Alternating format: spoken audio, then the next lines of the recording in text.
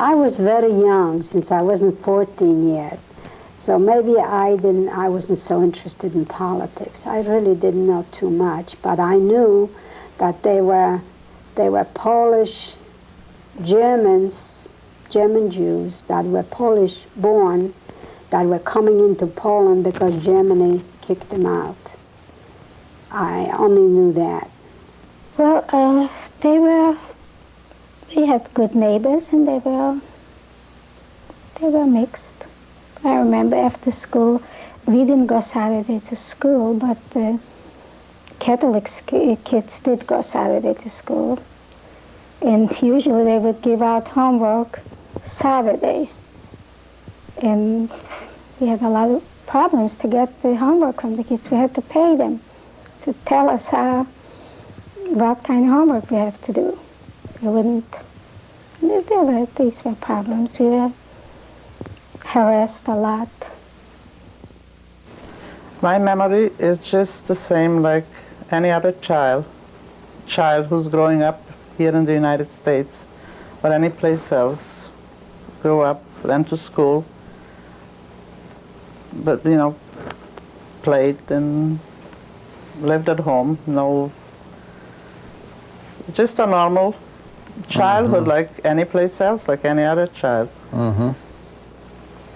You had groups of friends that you played with? We had groups, friends, we played, came on a Sabbath, we observed our Sabbath, we had all kind of it was really a nice life. We didn't, as a child, I didn't know otherwise, and just growing up and doing things what I was supposed to do.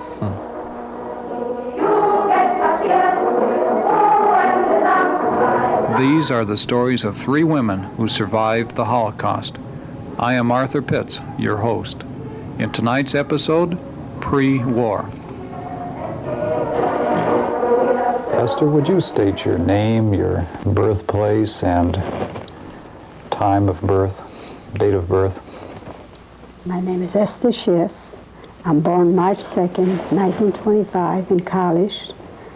Poznan is a state with the capital of Poznan, and I went to school for 10 years since I was 4 years old.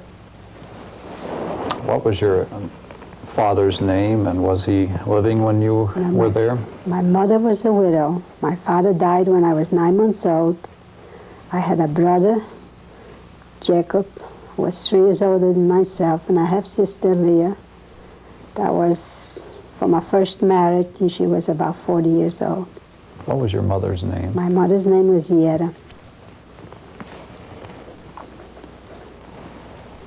What did your mother do to earn a living after your father died? My mother was a seamstress, and she worked. She was making brass for a factory.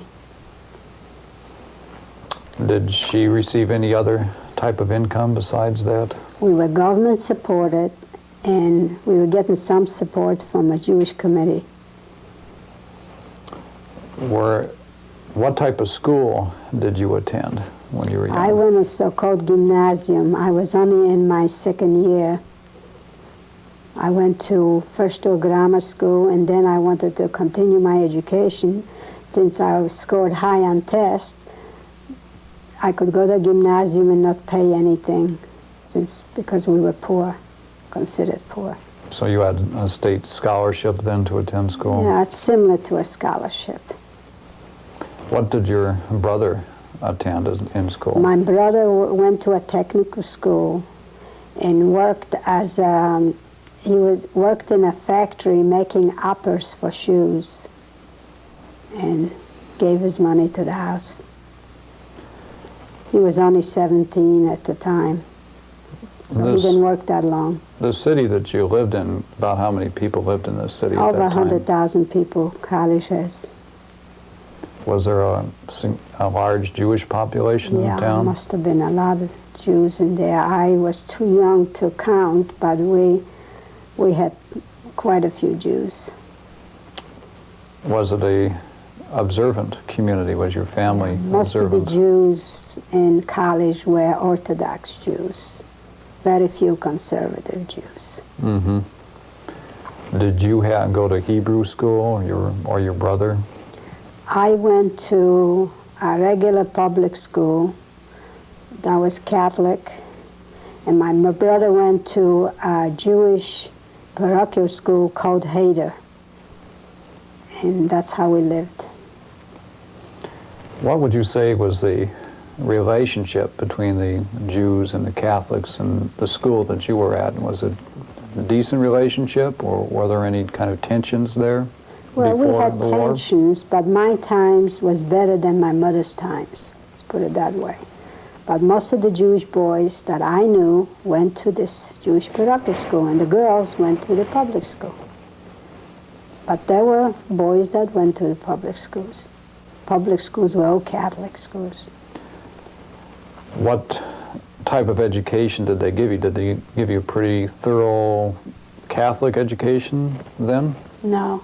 We had languages. We had to take 2 languages by the time we were 10. A must, where I came from. Mm-hmm. We had only religious classes twice a day, taught by a priest, not by a nun, by a priest.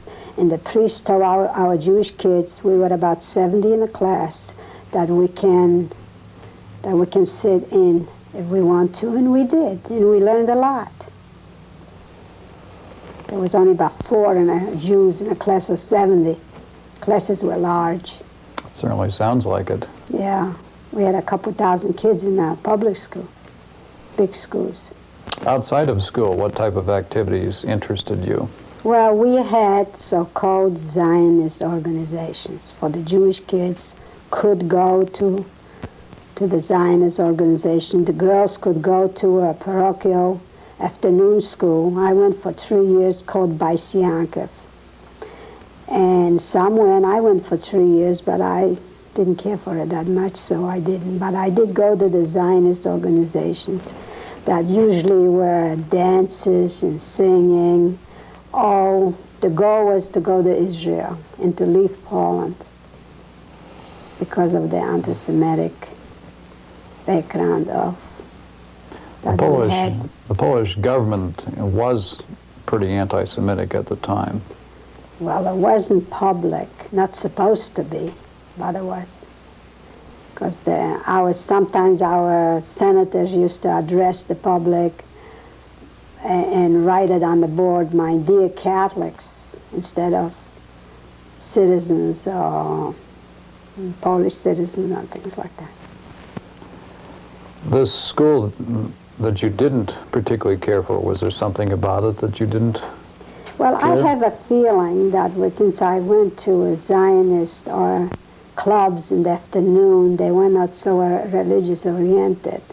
Maybe that's why I didn't like so much the religious things. But we were religious, even though we didn't go all the way out sometimes. I mean, my family. I didn't have a father, so maybe I missed that too. I don't know. Did your brother attend Zionist organizations too? No, he didn't. No, he didn't. What sort of things did he do? I don't know. I don't remember.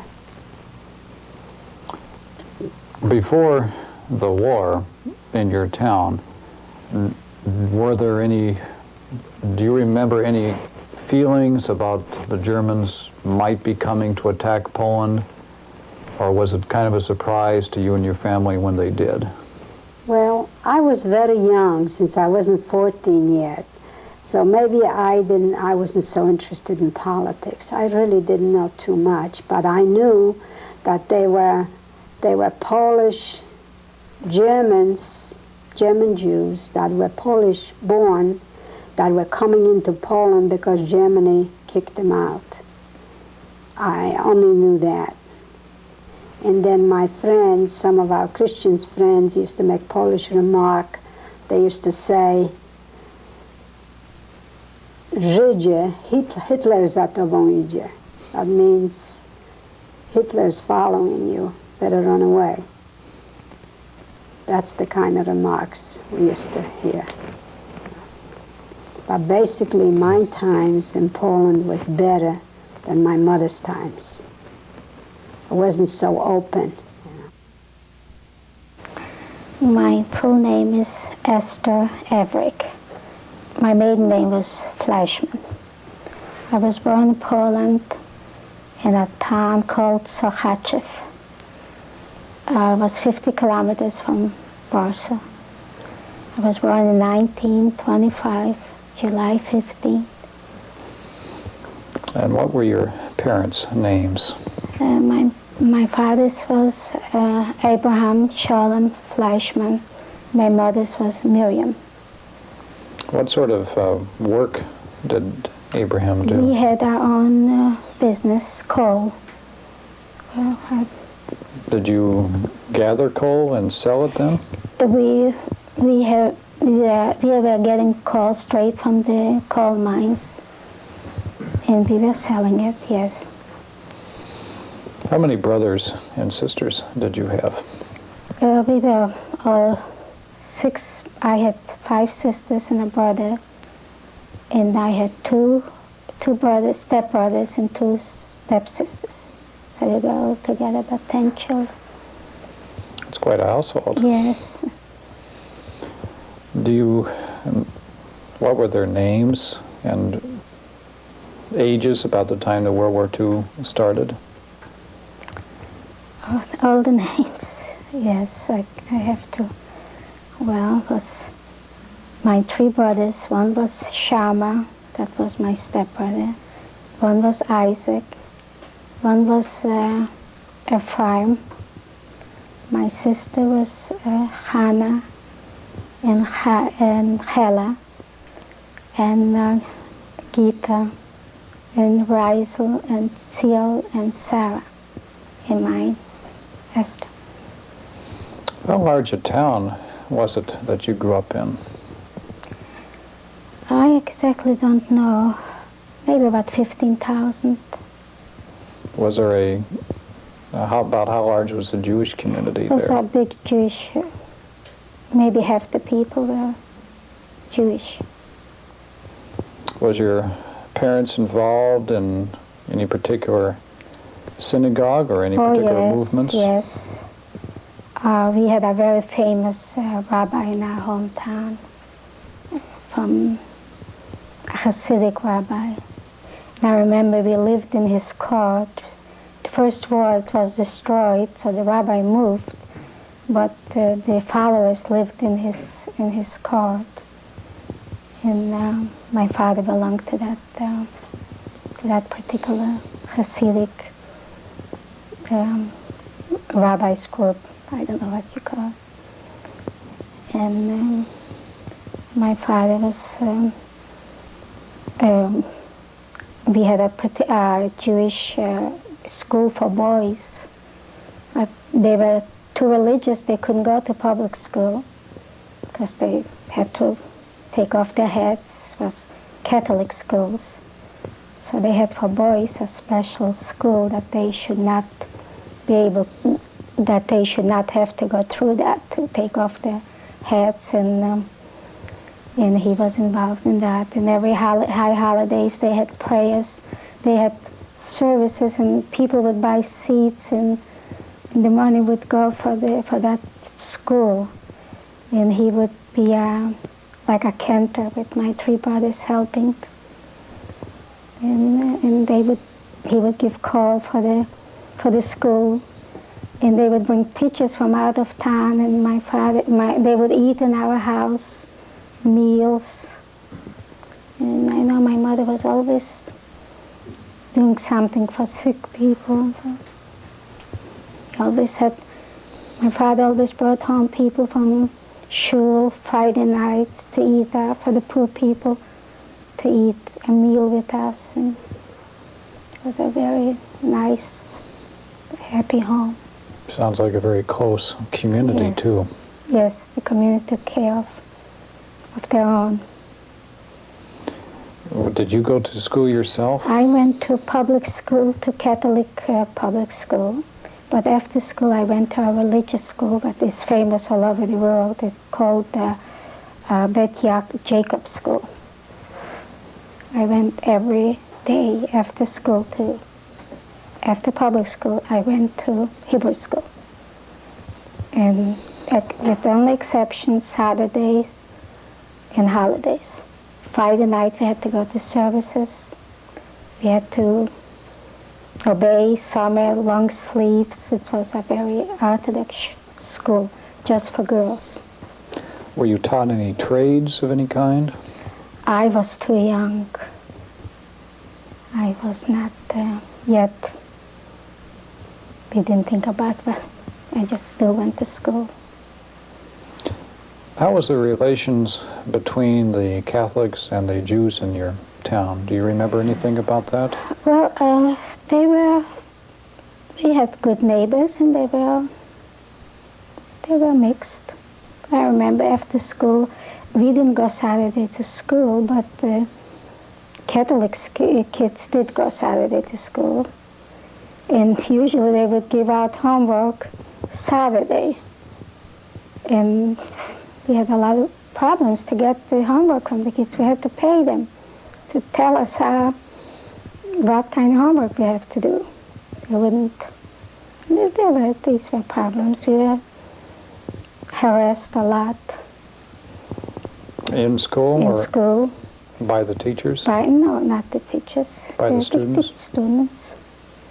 Like we were not supposed to eat pork, so we would take our lunch, so they would mix up our lunch and put in pork, and I wouldn't say everybody, but it was hard to go to a Catholic school in Portland.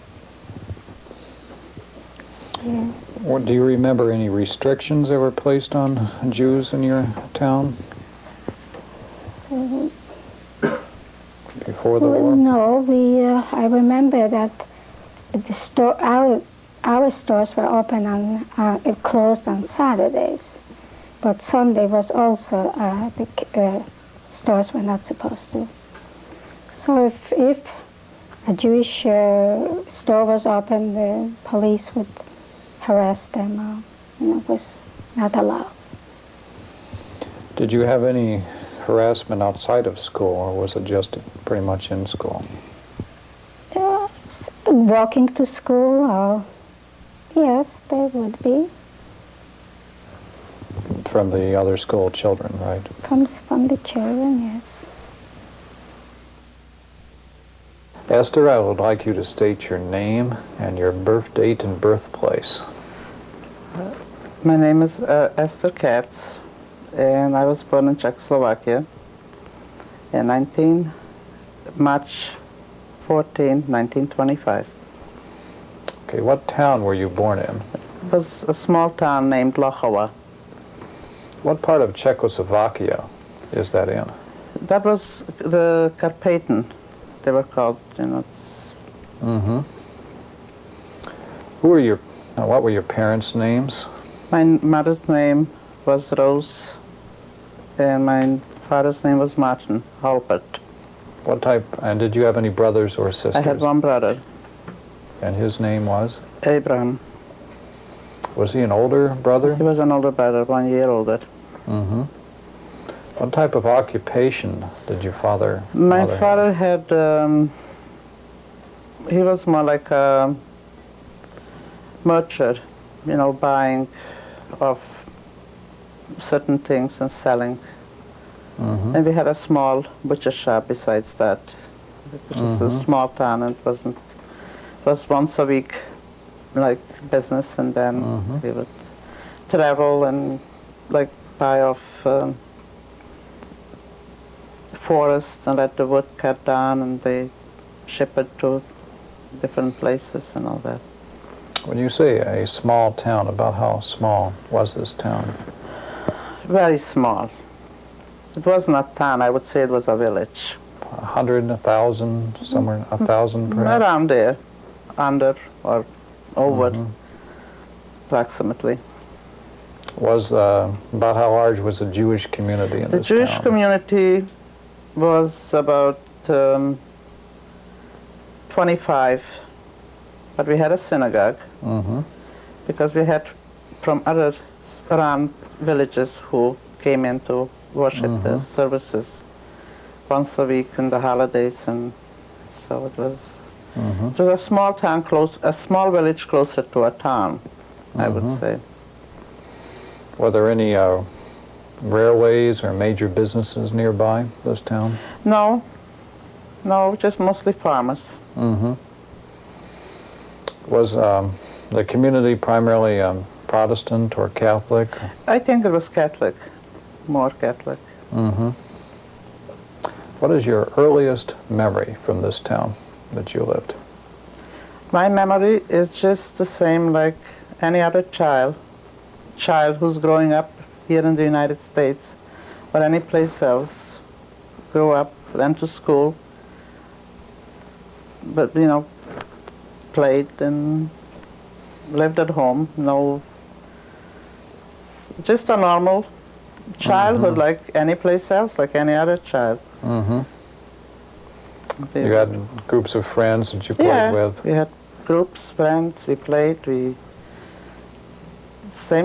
came on a Sabbath, we observed our Sabbath, we had all kind of it was really a nice life. We didn't, as a child, I didn't know otherwise, and just growing up and doing things what I was supposed to do.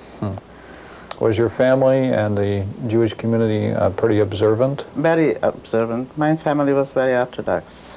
Mm-hmm. Yeah, we grew up. Most of the families there were Orthodox people. Mm-hmm. But I went to a school where it was like here, mixed, Mm-hmm. It wasn't A public school. public school, yeah. Mm-hmm. And when it came and I finished my public school, I wanted to go into high school, but I couldn't anymore because Germans came in and they would not allow Jewish kids to go into high school. Mm-hmm. So did you say that your early life was pretty pleasant? Yeah, very pleasant, very enjoyable. Mm-hmm. Was there any indications of any anti-Semitism in that area at all? No. It was, as far as I could remember, it wasn't. Well, you always find when you go to school, you always find one of the kids or, would say Jew but that was normal. We didn't, it wasn't constantly, anti-Semitic, or you would be afraid till the time didn't come. Mm-hmm. That was the we heard about it in we were really the last ones who, it started about in 1940, 41. I would say that we started feeling that we couldn't travel to places without permission. We had to have from the notary that stating what you are Jewish and you were allowed to go. And that started about in 1940, 41. Were you part of what was called the Protectorate of Slovakia? At that time, the German Protectorate, the German government? No, we were still under the 40, 41.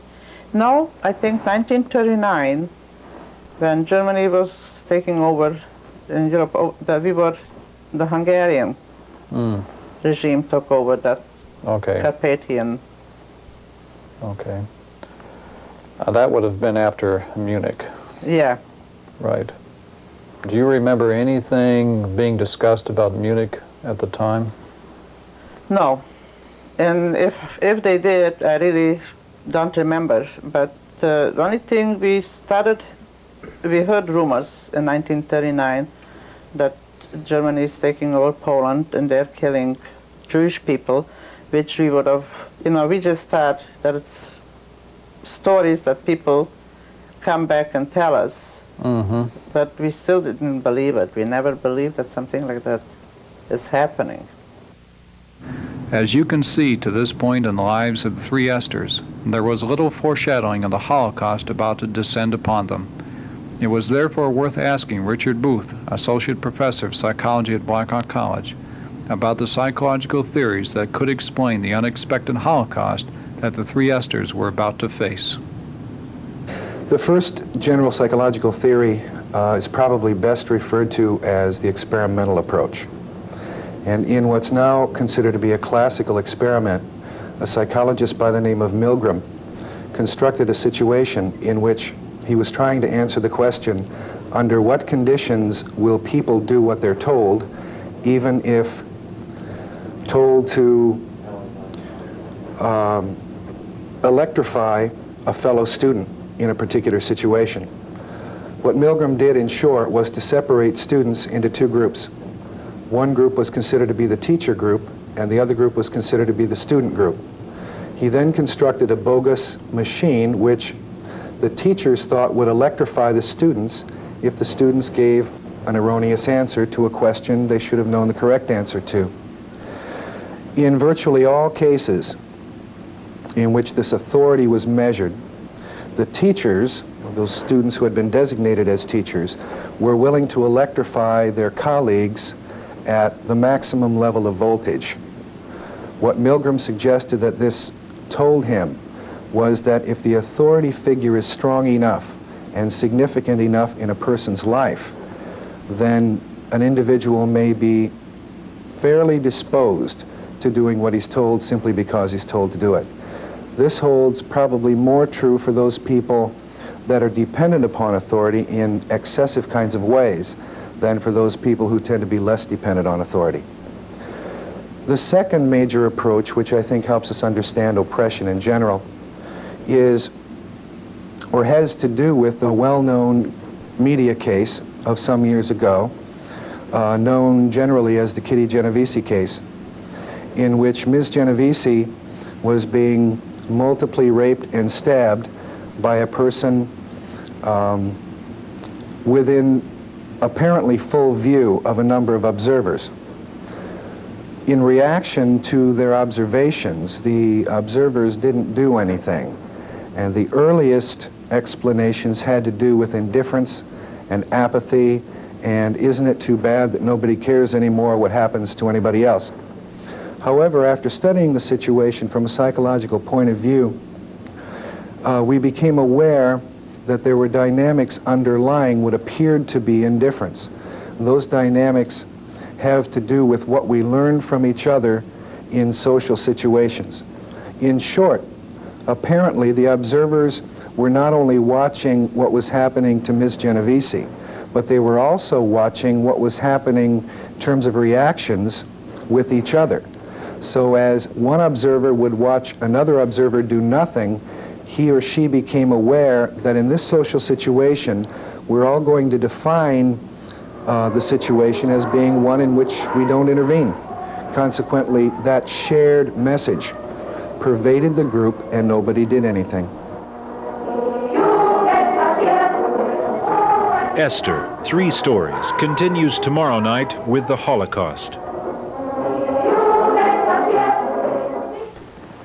When they asked you for papers and you had none, did you have to get some papers at some point? No, I guess I was a kid and they trusted me. It didn't matter. I couldn't have been a spy. I wasn't even 14 years old. It was very hard rations. We got rations, and I remember things were bad, especially winter time. The potatoes were frozen, and we looked at each other, and kids would start to go out, sneak out from the ghetto, and eat a bag or for food, and bring it back. When we were unloaded and everybody was hollering, where are you taking them? We want to be together, and you know, the children and all. Oh, don't worry, you'll see them later. They're going to be in a different, and the old people will take care of the little children, and we need them and all that business. And my mother had it in her mind. She believed them. Naturally.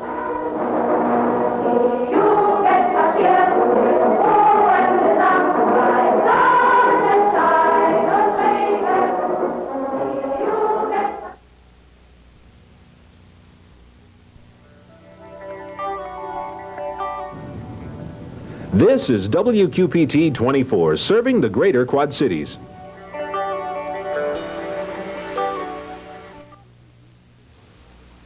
WonderWorks is made possible by a grant from the Corporation for Public Broadcasting,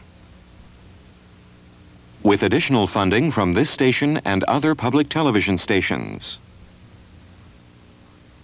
and the National Endowment for the Arts.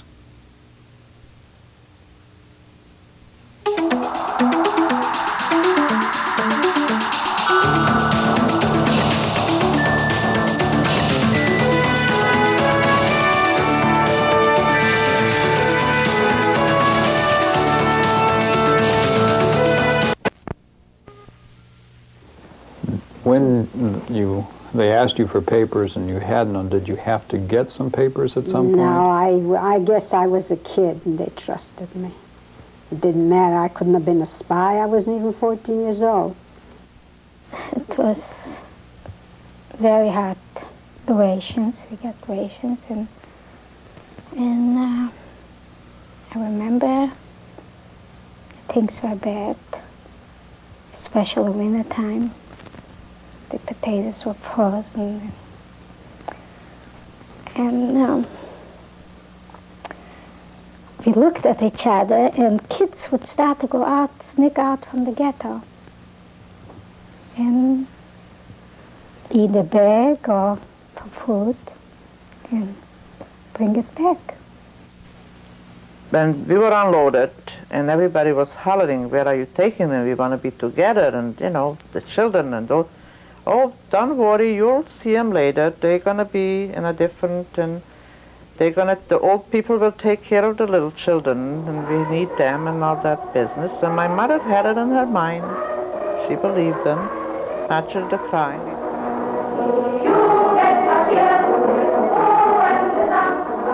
Now we pick up our story of three Esthers during the war, and we shall reveal how they survived. We will begin with Esther Schiff, who faced a serious predicament for a 14-year-old. She had come back to the streets of her hometown right after the Jews had been forced out by the German authorities. She was alone and frightened. That's how I wandered around the street. I didn't know what to do with myself. So I was picked up by that German officer. Was this a German in the army, German Wehrmacht? Yeah. He asked me for a hotel, and I told him it was quite a distance from here. So he said, would you mind going in my car and show me where it is? And it was not uncommon to do that in Poland, or, in college. It wasn't that far away. When I was in his car, he told me he needs somebody to take care of his mother because he's got to go on the Russian front, and I should take care of his mother for him. He's going to take me there. But I ran away from him in Neumittenwald, and that's before Breslau. That was already Germany. In half an hour we were there. While he went to get cigarettes, I ran away from him and ran into a Polish transport of Christians that were going to Germany to work in farms. And that's how I got into Germany. About what time was this? Do you remember what month? Sure. That was in December the 12th, 1939. Did you have any idea what had happened to your mother and brother, or where they might have been? No. Before I even got into Germany, I was on that train going to Germany. They were taking us. We didn't know where we were. Now, they were all Christians there. There must have been at least 400. They were spreading them out to the different places to go. So they were taking, I was thinking, what am I can't tell them I'm Esther Stiller. I have to make something up. So I made up a name in my mind that I remember some Jewish family had it. A lot of Jewish family had Polish-sounding name. And I said my name was when we got into, for our day, we had to have shots and a physical, everybody in the train. They asked me for my papers. I said I lost it. They gave me shots. They gave me an Arbeitsbuch. You know what that is? A pass. Pass. And they fingerprinted us, and I told my name was Edwarda Opatowski, and that I was a Roman Catholic, and that's how I survived the war. and working, and I worked in different farms in Germany. They took me to an Arbeitsamt Freising, that's not far, about 30 kilometers from Munich. And I lived there. By every couple of years I switched. You could switch with another. Being Polish and Christians, I could survive as a prisoner of war working without pay, just like 50 pfennigs a day. You know, we were getting like a tarif, it's called. And that's how I survived, plowing fields, milking cows, and doing all kinds of heavy work in Germany, 16 hours a day, as a Christian. Mm-hmm. I went to church, I went to confession, I knew all about it from my school. When they asked you for papers and you had none, did you have to get some papers at some point? No, I guess I was a kid and they trusted me. It didn't matter, I couldn't have been a spy, I wasn't even 14 years old. So they didn't. First of all, I was going to be a slave labor there. They just fingerprinted me, they gave me an Arbeitsbuch, they took pictures, and that's how. I never knew what happened to my family. You know, after the war I found out, but I didn't know before, because I never knew. We can turn now to Esther Avruch, who faced a different problem than the one that had loomed before Esther Schiff. She was about to be forced to move with her family into a ghetto. In 1940, the Germans made a ghetto in our hometown. They just gave a few, a bad part of the city was assigned for the ghetto. And not all could get in there, so they sent us to a different town, a different ghetto in a small town not far from Warsaw. And we thought they just did everything to confuse us and to make us even fight between each other. Like everyone thought, well, they put us in a ghetto and they'll leave us there. So people would do anything to stay in our hometown, because they had the Unrat, and they made the Unrat choose who should stay in our hometown and who should be sent away. So you can imagine what was going on. Everyone wanted to stay because they thought this will be it. But they sent us to another part of another ghetto. And the ghetto in our hometown and the ghetto where we were sent lasted only a month. And from there they sent us all to Warsaw ghetto. When did this take place in 1940? Do you remember? In the late winter, I mean close to fall, because I remember it was December when we were sent to the ghetto. It was cold and snowing, and so I think it was early fall. And there well, of course we had to leave everything. We had furniture, anything had to be left in our hometown. We couldn't take that with us, but we could take clothes and we could take some personal belongings. And then after a month, they told us all to come to the station and we will be sent away. We didn't know where they will send us. We only could take what we could carry on our shoulders, on our backs. And from there, we ended up, they put us in cattle cars, and they separated the men from the women. We didn't know where my father and my brothers were. From there, before we got into Warsaw, they took us in a big place. I don't know, maybe it was a stadium or something. And there, they took everything away from us, and they said they're going to the Laos, and they took everything away, and they took us to the women and the children to take showers, and there were women. I remember a German woman, and nicer you were, the more the worse the wishes. They were so vicious. They would cut out spots in your hair, or take off you cut your hair, or shave it off, or whatever. And I remember it was a terrible thing. They shaved off my hair, nothing to cover. And when we got back our belongings, they took, well, we had a little, maybe some money, we put it in pillows, but they went through everything. They took everything out. They just gave us back like empty suitcases.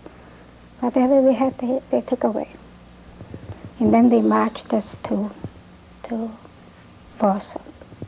That must have been that place very close to Warsaw, because we walked.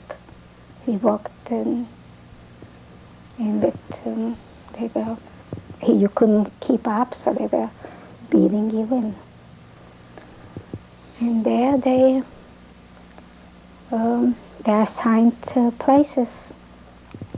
A few families in one room. And who assigned you? Was this the Jewish government there, the Judenrat? They had a Judenrat, yes. And they did synagogues, or wherever they could, they put the people. Well, my father still had his sister there, so she helped us to find a nicer, a better place. Better, it wasn't good, but just with one family. We were just two families in that one room, but that's all. And how did your family survive in that?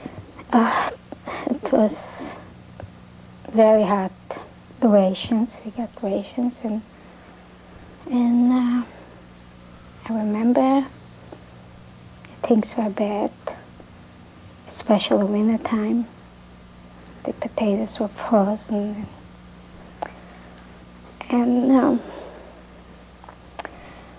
we looked at each other, and kids would start to go out, sneak out from the ghetto, and eat a bag or for food, and bring it back. And I was a little girl, so you don't have fear when you are young, and so we started to get out from the ghetto, sneak through holes, through whatever we could, through walls, and bring on potatoes and whatever. And sometimes they took it away from us, but they just threw us back in the ghetto, and there were many kids. You could see, probably if you saw pictures from the ghetto, you would see it. And that's how but if whatever we had, we sold, and it's just, and I have an older sister, and she was, there were still families that stayed, that were not moved. They still had money, they still could afford it. So my sister was a tutor. She was tutoring kids, because there were underground schools, but not regular schools. So people who could afford it hired people who were tutoring. My sister was tutoring, and she would get for that food. So that's how we survived. But then first I started to get out from the ghetto, and then my sister and I, both of us started to go out, and we went farther. We went to our hometown, and we went to the peasant. We walked, took maybe a day walking, because you couldn't walk with a straight highway. And we would carry food back on our shoulders. And so that's us, and the peasants would give us whatever we could carry. So they were very good to us. And that's how I happened to survive, because that day when I got out from the ghetto, they surrendered the ghetto and they took the whole family away. So I had no way to. But this is a long story to tell. As Esther Avruch said, she did survive by happening to be out of the Warsaw Ghetto in July 1942, when the Germans began to force the Jews, including her own family, to leave for Treblinka and death. She held on to life by moving back and forth between the fields and barns near her own hometown with the help of the farmers. While she and Esther Schiff scrambled for survival in Poland, Esther Katz's family lived under rather placid conditions by comparison until April 1944, when the German government pressured the Hungarian government to prepare its Jews for resettlement. As part of this decision, Esther Katz's family was forced to move to a transit ghetto, but without any idea of what was really going to happen to them. After a brief stay for a few weeks in homeless conditions, almost without any food, in a makeshift ghetto, Esther and her family were placed in a train of cattle cars in May 1944. Destination, Auschwitz. It was a very shocking thing, because we came there and everybody down, and it was right away left and right. That was the worst part, because they tore us apart. They tore our family apart. Where they took, luckily enough, that my mother was just 46 years old at that time. She was a young woman, a healthy woman, so they led her to the right and me together, and so the same thing with my brother and my father. That we didn't know till, and then my grandmother and the rest of the family, really and truly, I just had that one grandmother with me, because the other one was already gone. And when we came there, when we were unloaded, and everybody was hollering, "Where are you taking them? We want to be together," and the children and those. "Oh, don't worry, you'll see them later. They're going to be in a different, and the old people will take care of the little children, and we need them," and all that business. And my mother had it in her mind. She believed them. Naturally, the crying, we cried because we were separated. Father and I didn't know if we were going to see him again. But you had no choice. You went wherever they told you, to the right, and leave your packages. They wouldn't, nothing. You couldn't take nothing along with you. You left it right there by the train. And then they took us right away to the showers, the one who, like us, to the right. Where the other ones went, we didn't know. We really didn't know where they're going. Like my grandparents and children and young people, friends of mine who their mother had 3 or 4 or 5, and she had to help them. I had a friend of mine, a very good girlfriend, nice girlfriend my age, and she had to help her mother with the children, holding them on their arms. She went with them. She didn't, and some of them they tore away, and said, "No, you're not going," but some of them they did. Was there somebody there who was and directing you as to which way to go, right well, or left? Mengele was there. Right. And a few more assessments. Mm-hmm. But Mengele was well known for that. Right. So then we were right Do you away. remember him?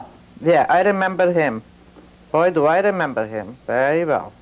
Could you Because describe I seen him? him every day from then on. Mm-hmm. What did he look like to you? To me, he looked like a murderer. And we were so scared of him, really, because he's the one who selected you, where you're going.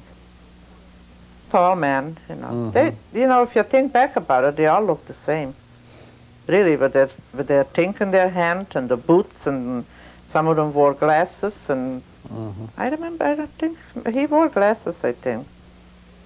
And they were there right at near the station and directing you which way? Every time a train arrived, they were there. Besides the soldiers who took the people to crematorium, who took people to the showers. If they wanted them, they could take, that time, they could take so much, they couldn't take the whole load. So we were straight to the showers and shaved our heads, And then you were taken. gave us the striped clothes, wooden shoes. My mother we had to hold on to each other because she wouldn't find me. She wouldn't recognize me without hair. So it was really a hard time to hold on to each other because there was a lot of parents and our sisters who would not recognize each other after they were shaven, their heads. They just couldn't, So after that, they took us to the barracks with nothing, like I said, just a Which block number were you in? C. Block C. What was do you remember your first impressions when you arrived at Block C? We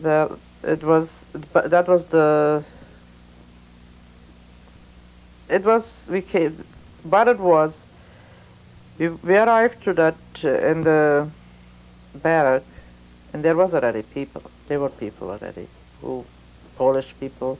Naturally, they suffered a little longer. We came a little later, which we did not understood in that instant. We couldn't believe that, Jewish people would be so rough and sometimes a little mean. Even she was called Block Älteste. That means the observer of the block, and she was Jewish. Matter of fact, she was Czechoslovakian. But she must have gotten, unless she was living in Poland, I don't know, must have gotten there a little earlier. And I couldn't believe it that she herself could be that mean. But then later on, we realized that they really suffered and suffered and suffered, that it was for their survival, whatever they did. But the reaction was very bad because, like I say, when they put us in those beds, when we seen those beds that we have to go up there, 10 people, and that square was about,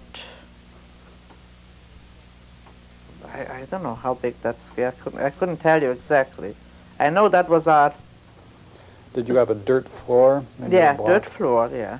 And there was one big, like a fire, whatever it was, in the back, all the way in the back of the barrack. Chimney? A chimney, yeah. And they had a little fire, but that could have never heated up that whole place.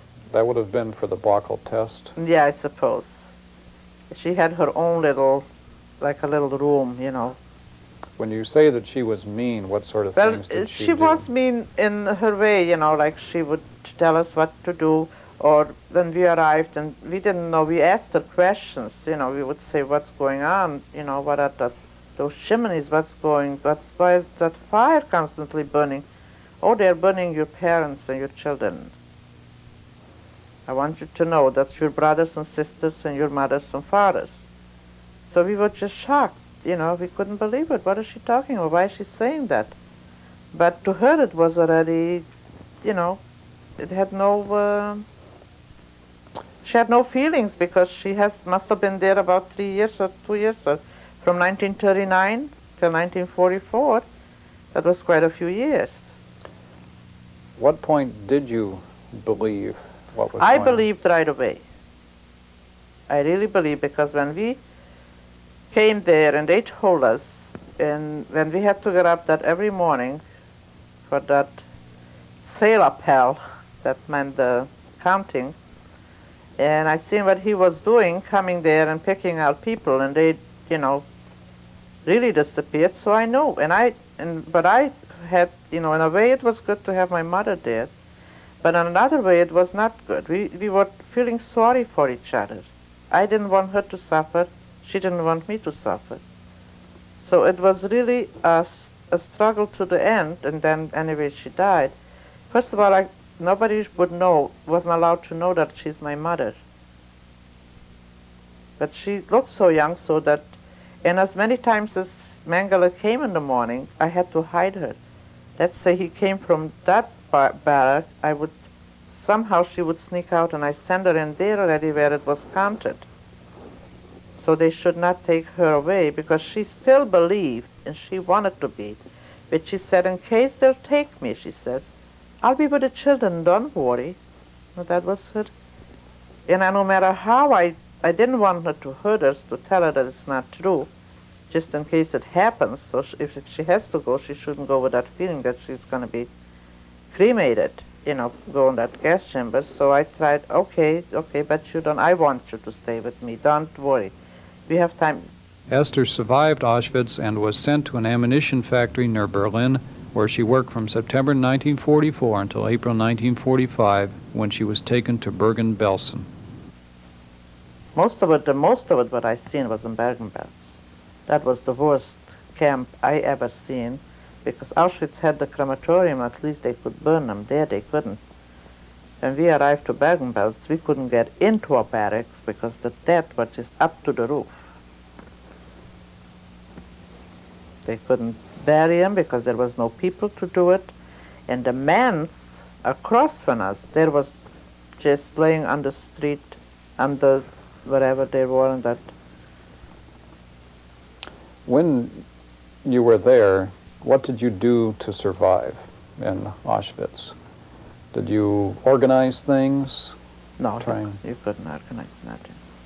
You couldn't even go close to a wire because you would electrocute it.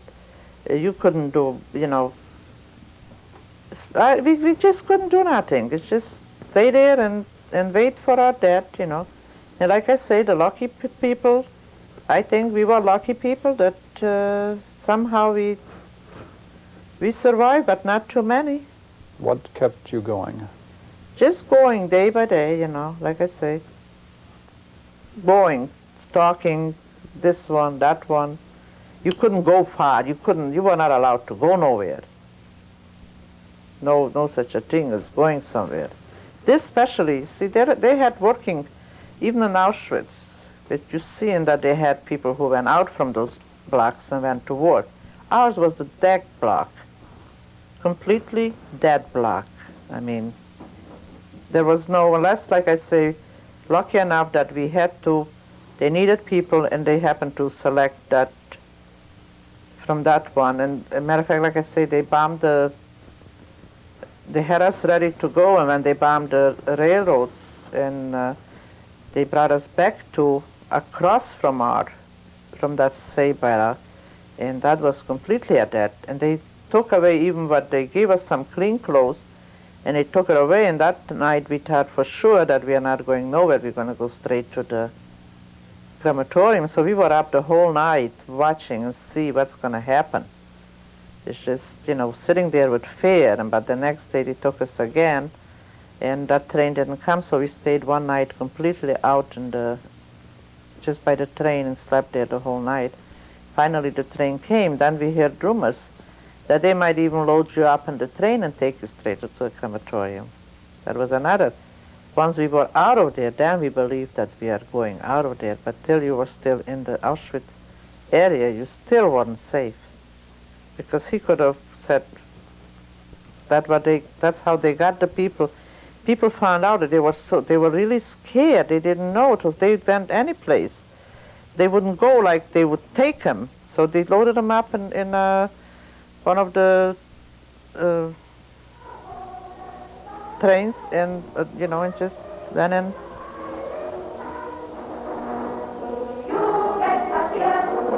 Esther, 3 stories will continue tomorrow night with the arrival of the Allied armies and liberation. First thing I did is went to the American military government. I told them a short story. They believed me. I showed them my they showed them my German passport book. And I told them that I lived under an assumed name all those years, that I was Jewish. They changed my name, and they have on all my papers that I lived under this and this name for so many years. All my papers have that. I don't know, from Krakow to my hometown, there's a long, I don't know how many kilometers. But then we came to our hometown and just a few survived. The Russians were good to us. They gave us a place where to stay and where to give us food, and we were free. I felt fine. Really, the feeling was tremendous. The only bad thing was about it that I had my cousins and my aunt, that they all got sick. By the time we got into the military camps, we were not each one was assigned to a room, but we were about 5 of us. but each one had a bed, a blanket, mattress, something. It was just unbelievable.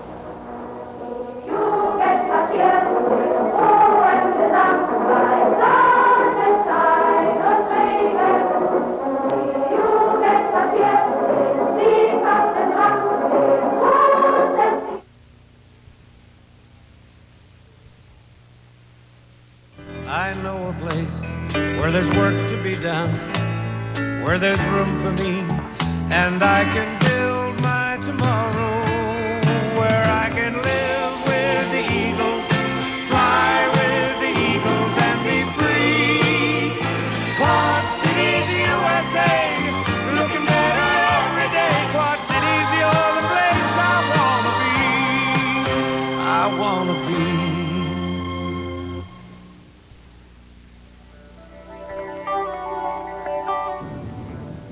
This is WQPT 24, serving the greater Quad Cities.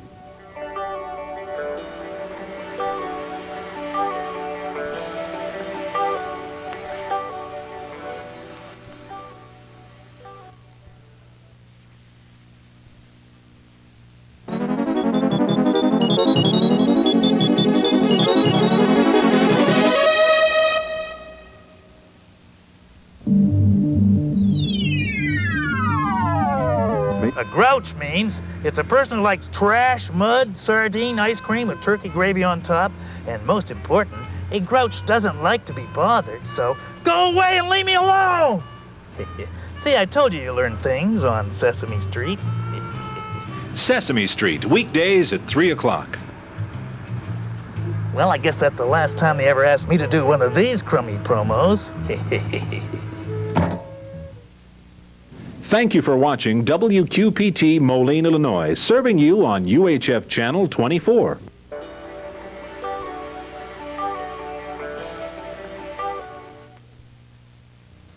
First thing I did is went to the American military government. I told them a short story. They believed me. I showed them my showed them my German passport book. And I told them that I lived under assumed name all those years, that I was Jewish. They changed my name, and they have on all my papers that I lived under this and this name for so many years. All my papers have that. I don't know, from Krakow to my hometown, there's a long, I don't know how many kilometers. But then we came to our hometown and just a few survived. The Russians were good to us. They gave us a place where to stay and where to give us food, and we were free. I felt fine. Really, the feeling was tremendous. The only bad thing was about it that I had my cousins and my aunt, that they all got sick. By the time we got into the military camps, we were not each one was assigned to a room, but we were about 5 of us. But each one had a bed, a blanket, mattress, something. It was just unbelievable. In this, our third and last program, we shall review how the three Esthers took their different paths out of Europe to the Quad Cities. We shall begin with Esther Schiff, who was liberated by the American Armed Forces in 1945. Before, it seemed like the war was lasting forever and ever and ever, and we were all just talking about with each other, Christians, Polish Christians, what we're going to do if the Germans ever win that war. Because the propaganda was so tremendous. We just didn't know nothing good is happening to us. Everything is bad. So we said, well, I said I would just take rat poisoning and kill myself. I knew the Germans would kill me. But then the war was coming to an end, and the Allies did come in. The American Army came in to that village where I was. I couldn't believe it. Oh, those nice-looking American soldiers were coming in to save us. And I was crying from happiness when the first American soldier put his arms around me. And he says, my name is Liebgold.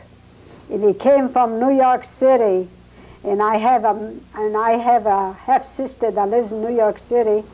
And he says he's going to write to her and tell him about that I'm alive. And that's how. What happened after the Americans came in? Did you, at what point did you change your identity again back to who you are? First thing I did is went to the American military government. I told them a short story. They believed me. I showed them my showed them my German passport book. And I told them that I lived under an assumed name all those years, that I was Jewish. They changed my name, and they have on all my papers that I lived under this name for so many years. All my papers have that. And they wrote to my family in the United States. I had 4 half-brothers and a half-sisters, and they brought me over, and that's how I came over. While Esther Schiff's liberation and subsequent journey to the United States was rather smooth, Esther Avruch found liberation a more trying experience. When the Russians came in, you asked me how it was. To me, it was like I couldn't believe it, that this is true, because they were bombing, and in a few hours, we were free. The Russian army came in. But I would not tell anybody that I am Jewish. I was still afraid. Tell me that I wouldn't believe that this is real. It happened before, that you thought it's over, and it wasn't over. And I was far away from my hometown at that time.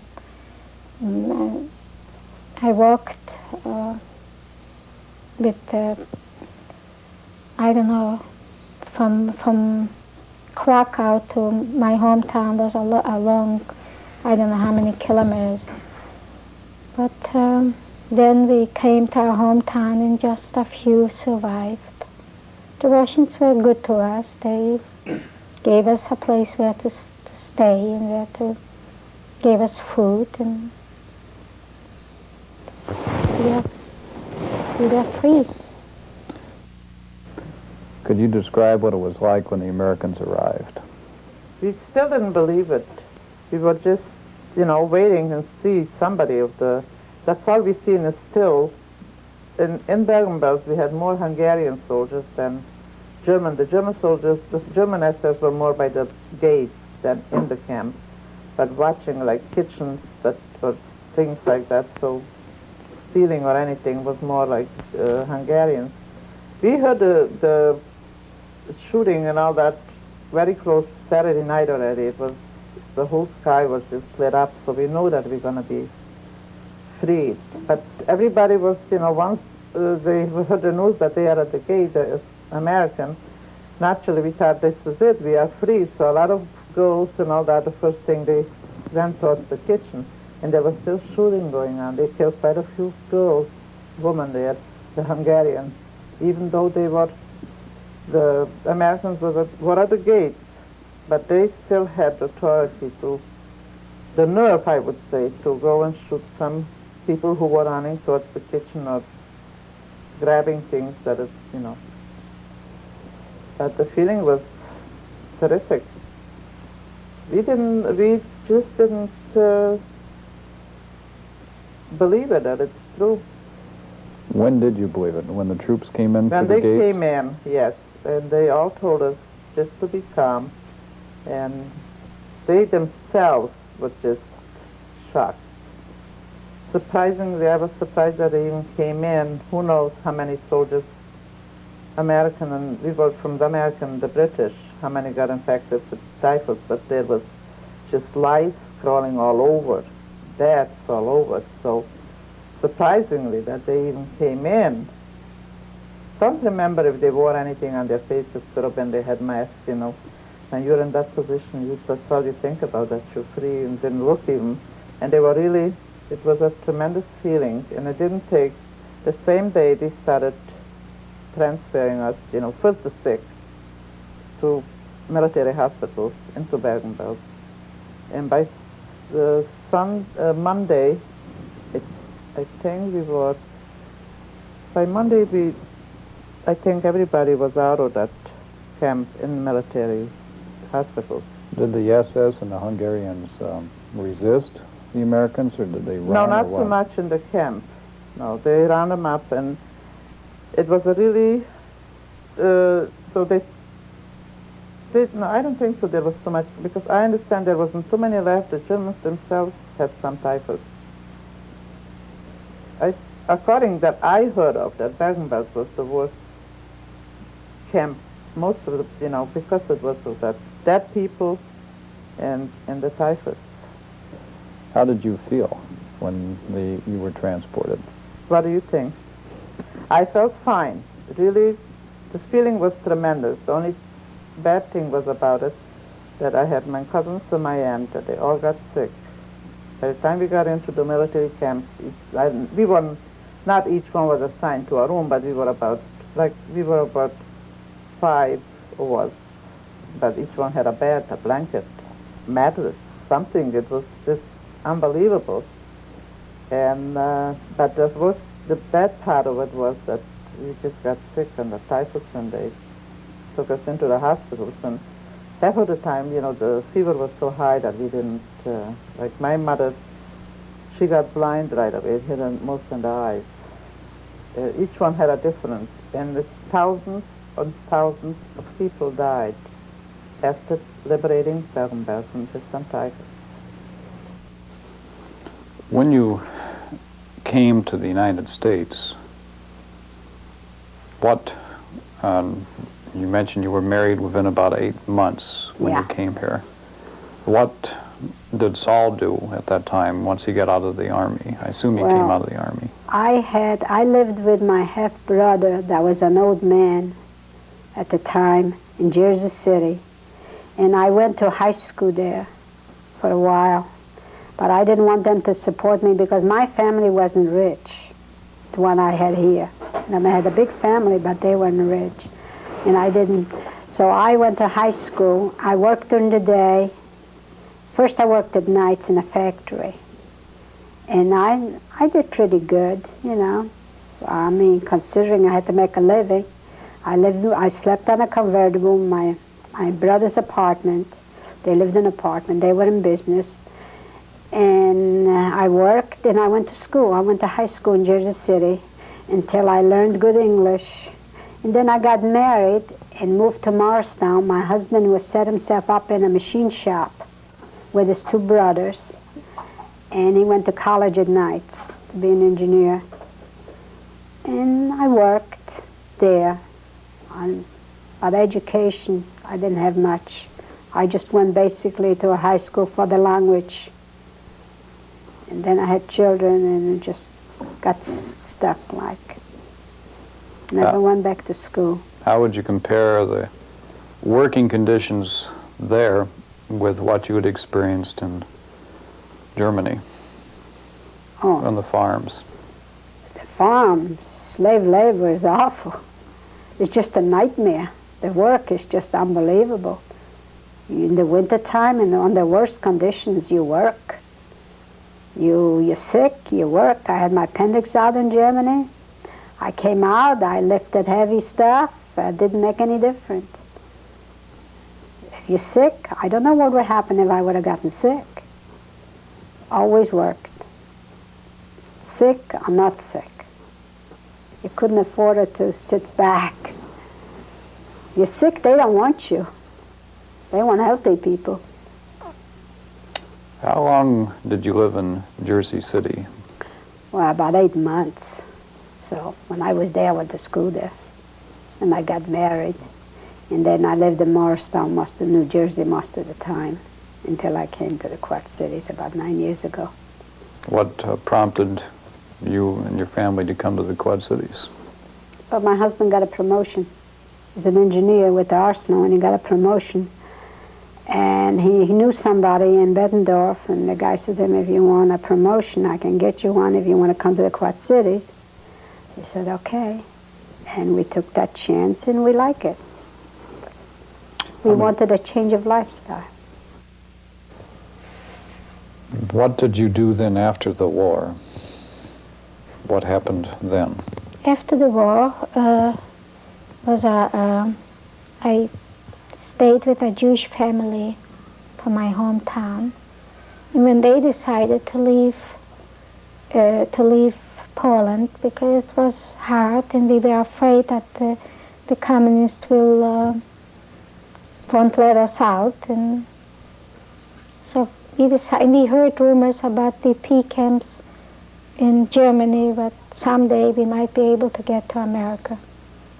So again we left everything, and again went through the border, again on the run.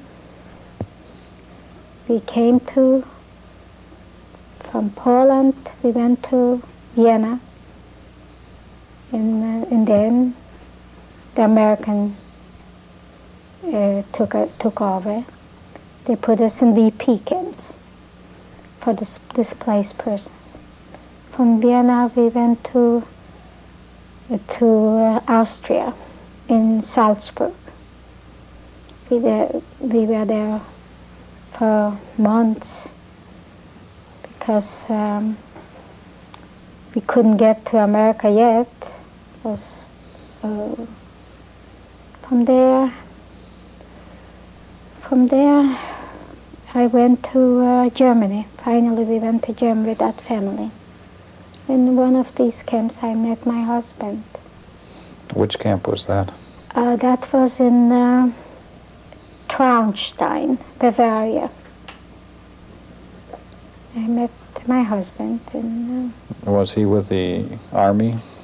He was in Russia. He lost also his mother and 3 brothers.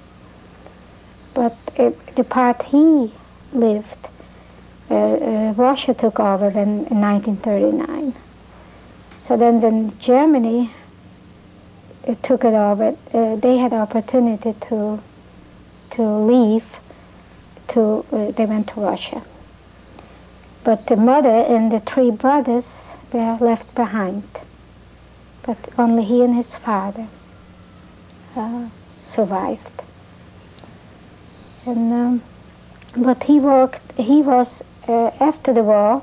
He worked for an organization that helped smuggle through Jewish people from Poland to the Austrian border. The Hebrew name was Brecha. He worked for the Brecha.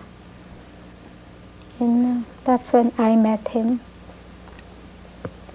And we were married in 1947 in camp. And we really wanted to go to Israel, but I expected my first child, so they wouldn't take us.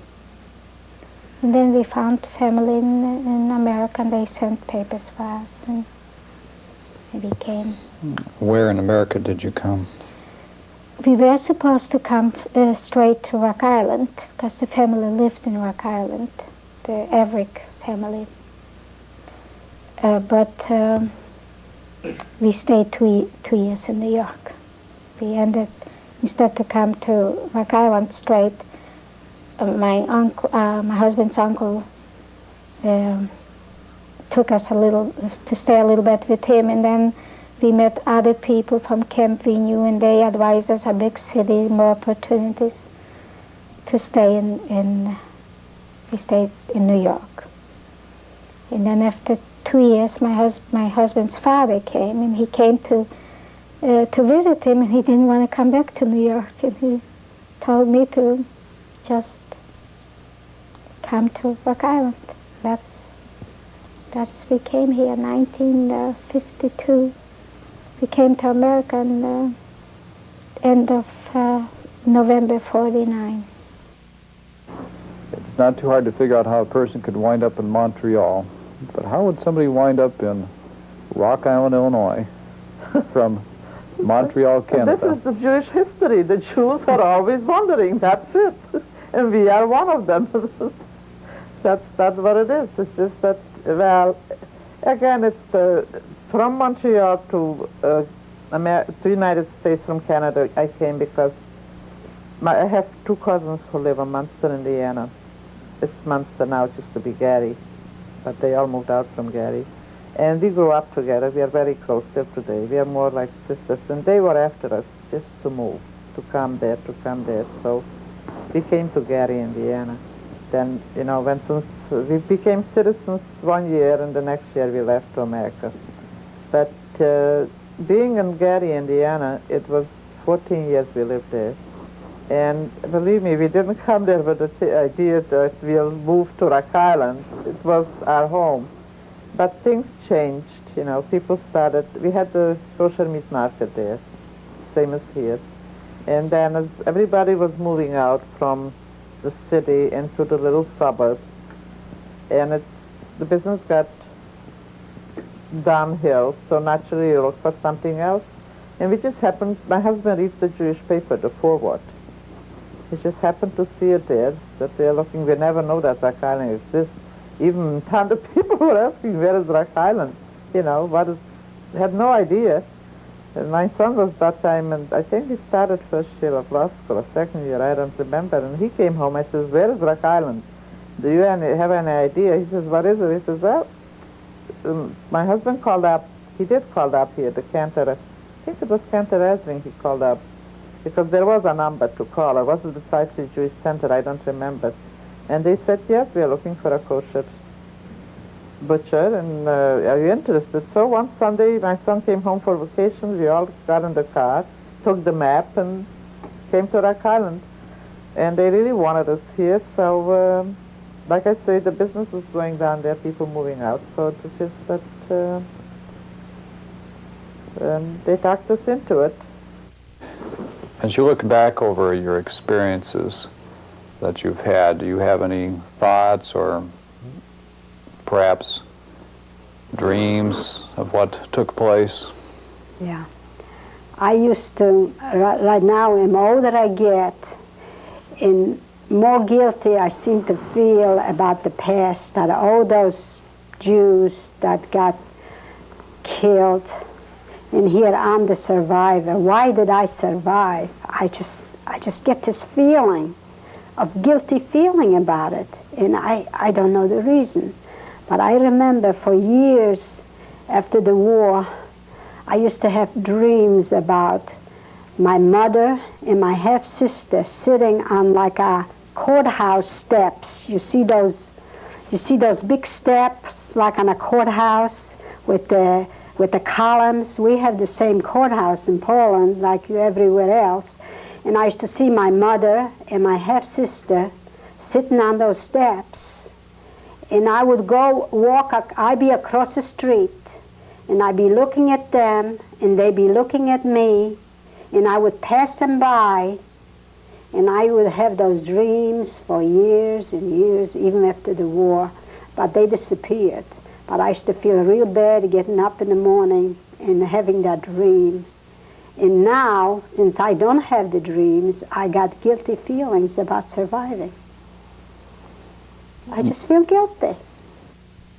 Are there any lessons from these experiences that you would pass on to people, that hopefully this sort of thing would not reoccur? Well, educate the people. That's all. On the religious upbringings, not to discriminate against somebody else's religion. That's as much as I can say. If you tell the people that the Jews are just as religious, believe in God like everybody else, maybe we wouldn't have all that. Because in Poland, the Christians used to believe the Jews killed Christ, and we have to kill them. And that's how it was. It's sad to say, even though I'm patriotic, I have my Polish eagle right above me here. I'm just as good a Paul as the Christian is, even though I'm Jewish. That was very commonly taught in schools at that time, that type of belief. Well, religion, yeah. As you've lived in the United States, have you seen any signs of any reoccurrence of this type of anti-Semitism? Are there any things that would concern you that you've seen? Well, I saw it in Europe with American soldiers. I worked for the army for about 9 months as a waitress for the, I used to serve maybe 30 soldiers. They used to come in shifts. And I didn't understand English. I knew French, I knew German, but I didn't know English. So the first thing one soldier says to the other, and it's stuck in my mind, and I don't know why. He said, you know this girl, she's a kike. So I asked some Jewish soldier, what does it mean? So he told me, and I really felt real bad. That was my first experience with Americans being anti-Semitic. Have you seen any in the places where you've lived in the United States? Well, where I worked and the type of work I did, you hear it all the time because the people are not educated. I used to work as a waitress in a cocktail room, and the girl used to tell my customers, see that girl, she's Jewish. You know, it's things that were not necessary, things like that, but nothing really bad. I was used to it, so I just brushed it off. Didn't make any difference. I suppose the intelligentsia is a little better, I don't know. Maybe. I hope. What sort of things, if you were to tell anybody what could be done to make sure this sort of thing did not happen again, what? Is to believe that it can happen and not to hush things up and to speak out and not to be afraid to talk about it, because the only way, if we talk about it and we let the world know, maybe this won't happen again. And we just didn't believe it. Maybe we could have, if we would have believed it, maybe we could have come to America or go to Israel, or if my father would believe that something like this can happen. We would, and not to think that if some crazy guy like Hitler comes and spreads lies and hate, not to say he's crazy, it will go over. But to be serious, to pay attention to that, not let it happen. And even here in this country, I think the Jews should not think that this cannot happen. Can happen. But thanks God we have Israel, maybe we have someone to fight and speak for us. Right. If we would have Israel then, maybe that wouldn't have happened. I want to thank you very much for your willingness to be interviewed, Esther. Yeah. It's quite an experience. Thank you very much. You're welcome. What sort of lessons do you think you'd want to pass on to help make sure that this sort of thing, Holocaust, would never prayerfully hope it happen again? Now this, I just, my history, whatever it is, I went through.